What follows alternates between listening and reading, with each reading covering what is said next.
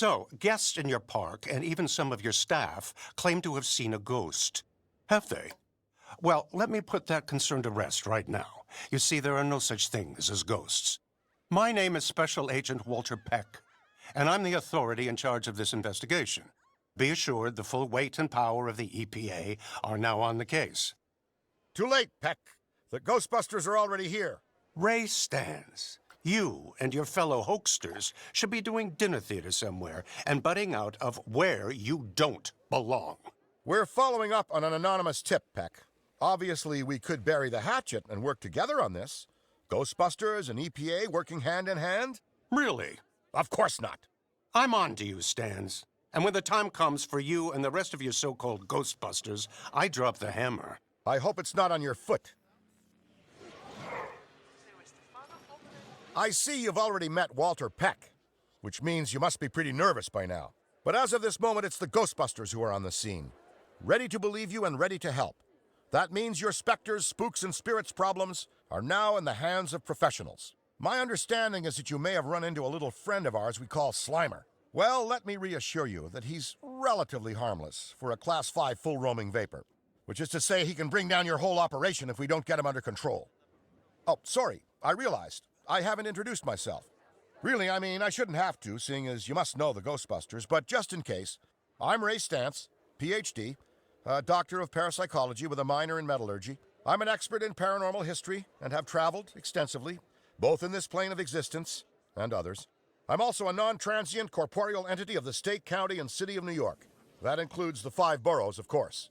And most importantly for you in this particular situation, I've been dealing with ghosts and other ectoplasmic-generated phantasms for years as a founding member of the Ghostbusters. All this is to say that you now have the best, correction, the only experts with the knowledge and experience to help you deal with your potentially possessed theme park. And if I might say personally, I can't wait to get started. This is going to be great.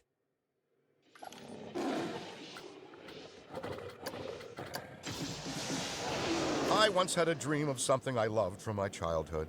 Something sweet and soft and, oh, so full of creamy, pillowy goodness.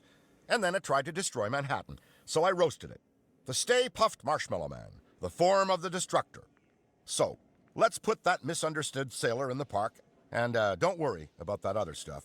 Based on our extensive, and I do mean extensive research on interdimensional gods, admittedly after the fact, I don't believe sentient, angry, and grotesquely oversized marshmallow men can ever happen again. It better not, because last time your elaborate prank left me covered in melted marshmallow. Now that I can hope for.